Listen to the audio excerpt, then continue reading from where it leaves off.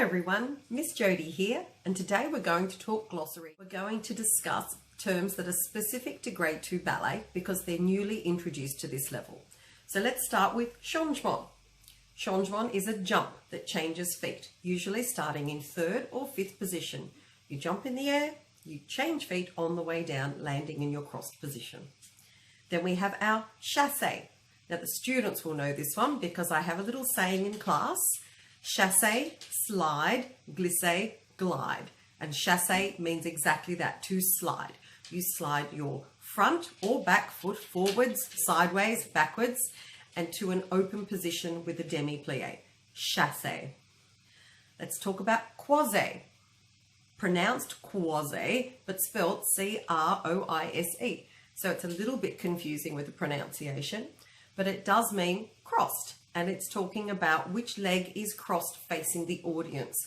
So it's standing in 3rd or 5th position, usually in the center, and it means if the front leg is crossed, you're facing your left diagonal front corner with your right foot in front, or you would be facing right diagonal front corner if you had your left foot in front.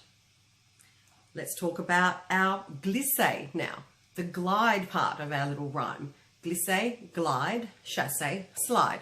And glissade does mean to glide. Glissade can be done at the bar as a battement glissade, and the foot extends to devant, second or derrière, with the foot lifting just slightly off the floor. It's quite a strong, sharp movement through the ankle. It also leads into a lot of other steps, including our glissade. And glissade starts with a glissade with an additional movement at the end. Of course, we can't forget grand battement, which means big kick. Grand meaning big, battement means a throw of the leg, which in other words is a kick. Now, grand battements can be performed devant, second, or derrière, and there are many variations of these, certainly as we get into the higher grades. In grade 2, we learn preparation for grand battement to second at the bar, and that's teaching the students to lift and throw from underneath their leg and control the movement on the way down. And we also do grand battement derrière, which is to the back, learning to extend long through the back behind the knee and kicking the leg behind them. We also learn retiré. Retiré means to draw up. So think of drawing back the string on a bow and arrow. Your foot slides up the leg into a bow and arrow shaped position. Retiré, spelt like retire, but it means to draw up. So your foot draws or slides up the supporting leg into a retiré position with the foot nestled just underneath the knee with a nice open hip placement. And that is retiré. We also learn more about spotting. Now we do teach the students to spot in the lower grades, but specifically in grade 2 we're incorporating a half turn. So it's becoming more complicated, and a spot is where you specifically look at a point on the wall or an object and you turn your body away from that position, remain in contact with that spot for as long as you possibly can, and then you quickly whip your head back around, returning to that spot even before the rest of your body finishes turning. And that is spotting. Of course, it's still important to remember some other common terms that we have been using in prior grades, such as battements tendus, which means to stretch the leg with a strong, sharp position.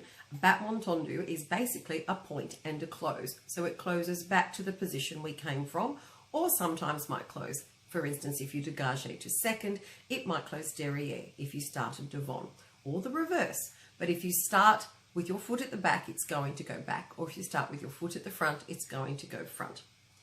We also have demi-plie, meaning a half bend of the knees. Demi is half and plie, bending of the knees. Of course, you can do a full or a grand plie, which means a big plie. And that is when you go a little bit deeper into the plie as far as you can. It should be a continuous movement in 1st, 3rd, 5th position, and even 4th crossed position. You are able to lift the heels off the floor as required, but when we use grand plie to second or to 4th open, the heels remain on the floor. You've probably heard me talking about dégagé, and that is a point. Basically, you point your foot to an open position.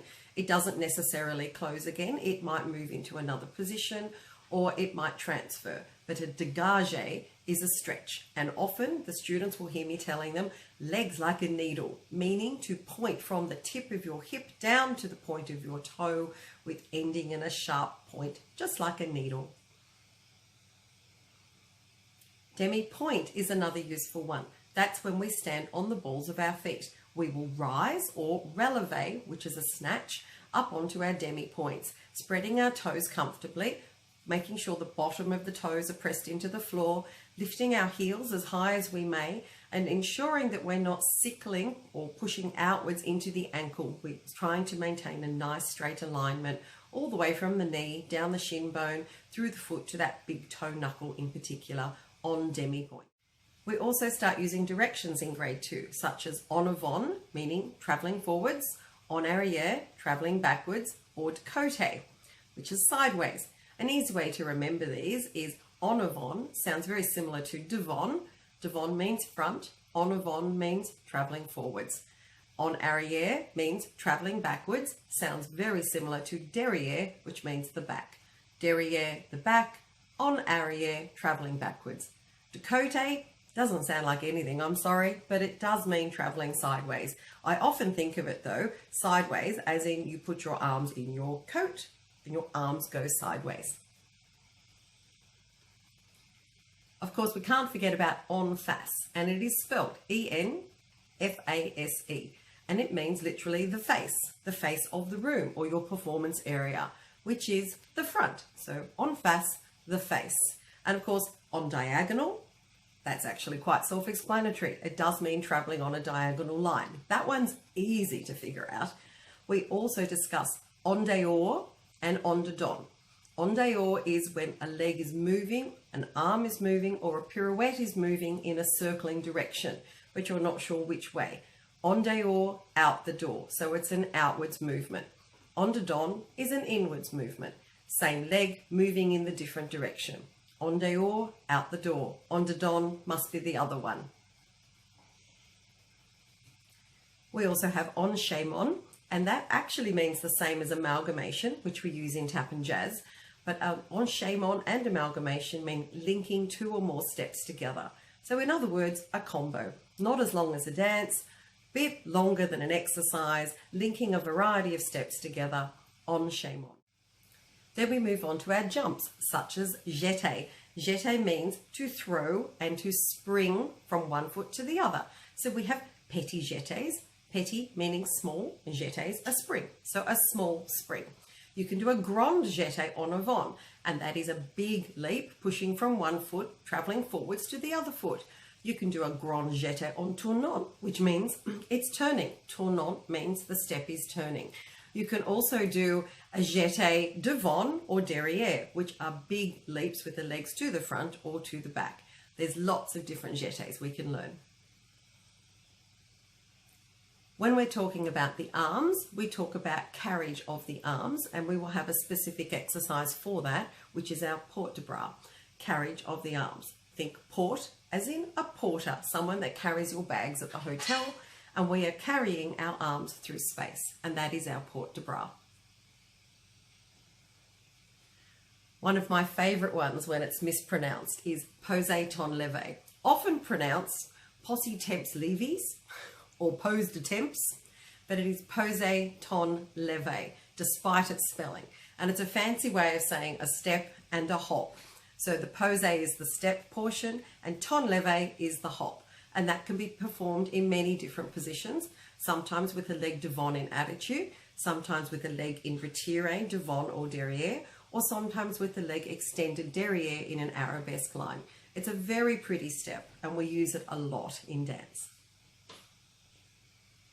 Another favourite one of mine is sous le coup de pied, sous le coup de pied, meaning on the neck of the foot.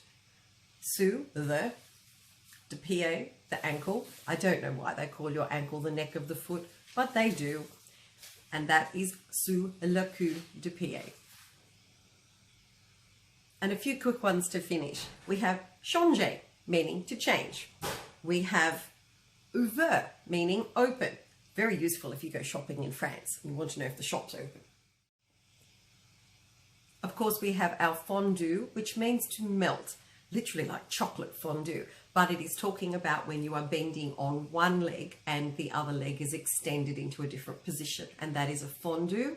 And finally, we have our attitude. And no, I'm not talking about attitude from kids here. I'm talking about a nice bent position of the leg extended devant, derrière, and occasionally in second. And that's all for now. I hope you enjoyed our quick little glossary lesson.